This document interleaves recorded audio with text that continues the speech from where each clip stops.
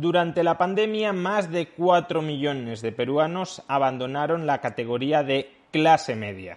Durante el año 2021, solo 1,5 millones de peruanos han regresado a la categoría de clase media. Pero es que para que los otros casi 3 millones de peruanos vuelvan a donde estaban en el año 2019, habrá que esperar previsiblemente casi una década. ¿Por qué razón? Veámoslo. La pandemia afectó a todos los países, pero no todos se empobrecieron por igual y no todos se están recuperando de los destrozos de la pandemia por igual. Hay algunos países que sufrieron económicamente poco durante la pandemia y que después de ella han empezado a crecer y que ya superan ampliamente su nivel de actividad, su nivel de riqueza previo a la pandemia, y hay otros países que cayeron mucho durante la pandemia y que no se están recuperando demasiado rápido con posterioridad.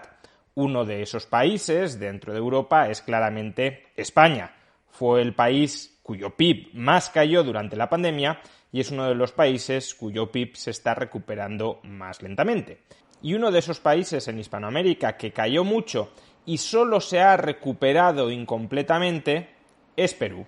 El PIB de Perú llegó a caer un 40% en los peores momentos de la pandemia y desde entonces ha logrado recuperar, sí, el nivel de PIB que tenía antes de la pandemia, pero no el nivel tendencial de PIB previo a la pandemia.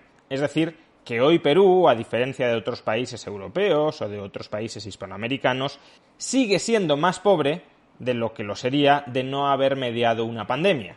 Y lo que es peor, después de este rebote inicial potente, parece que el crecimiento del PIB peruano se ha resentido estructuralmente. Es decir, que Perú ahora mismo está siendo capaz de crecer a un menor ritmo de aquel al que crecía antes de la pandemia. Antes de la pandemia, lo habitual era que Perú creciera entre el 3 y el 4% anual. Un crecimiento que puede sonar elevado para un país de renta per cápita alta, pero que desde luego no es ni mucho menos un crecimiento extraordinario para un país de renta per cápita todavía baja como es Perú y que por tanto tiene todavía mucho potencial para desarrollarse, incorporando, por ejemplo, tecnología extranjera, formando a su población, atrayendo inversiones del resto del mundo y por tanto capitalizando la economía peruana, etc. Como digo, lo habitual es que creciera entre el 3 y el 4% anual. Sin embargo, ahora mismo la expectativa es que en términos promedios va a crecer alrededor del 2,5% durante los próximos años, lo cual va abriendo, como podemos ver en este gráfico, una creciente brecha entre el grado de desarrollo económico al que se esperaba llegar antes de la pandemia, que en 2024 el PIB fuera alrededor de un 15% superior al PIB del año 2009, y el grado de desarrollo económico que finalmente, y siendo optimistas, se va a alcanzar, y es que el PIB a finales de 2024 sea entre un 6 y un 7% superior al del año 2019, es decir, la mitad de lo que se esperaba inicialmente.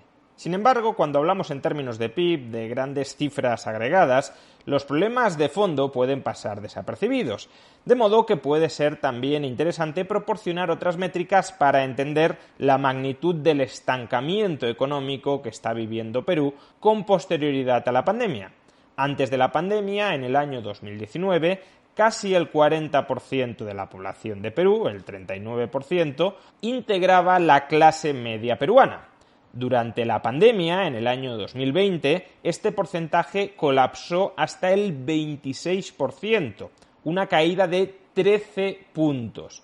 Pues bien, en el año 2021, y gracias en parte al crecimiento económico experimentado durante ese año, la clase media peruana ha aumentado del 26% hasta el 30%, 30,6%, un incremento en solo un año de 4 puntos, pero todavía muy lejos del porcentaje de clase media previo a la pandemia, 9 puntos por debajo de la proporción de clase media que había antes de la pandemia, en el año 2019.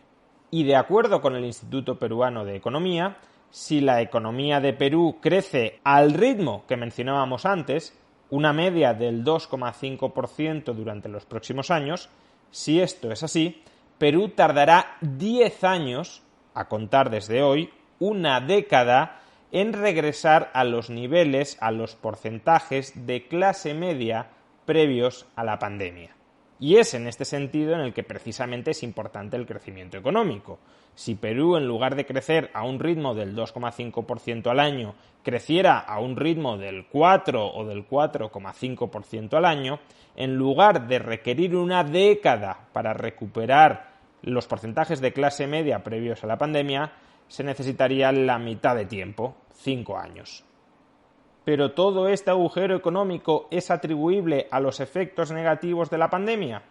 Pues no lo parece, porque como decimos, no solo se ha producido una caída del PIB, que posteriormente ha logrado recuperarse, sino que lo más preocupante es que se está experimentando una reducción del crecimiento, del ritmo de crecimiento estructural que experimentaba la economía peruana antes de la pandemia. Y eso es difícil de atribuir a la propia pandemia. Eso parece que tiene más que ver con el marco político, social y económico dentro del cual se tienen que materializar inversiones que permitan a la economía crecer.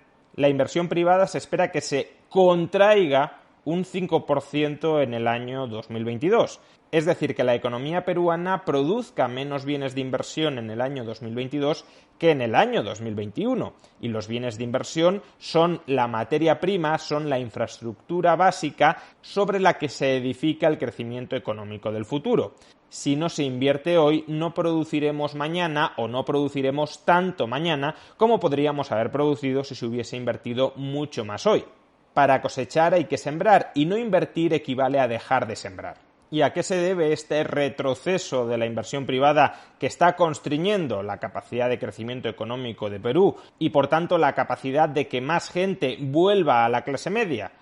Pues esencialmente se debe a dos factores. Por un lado, las subidas de tipos de interés que está teniendo que adoptar el Banco Central peruano para contrarrestar la alta inflación que está sufriendo el país en este momento, como la está sufriendo la mayor parte del mundo, dicho sea de paso. Pero el otro factor que explica este retroceso de la inversión privada es, como decíamos, la falta de confianza en el marco político, en el marco institucional de Perú.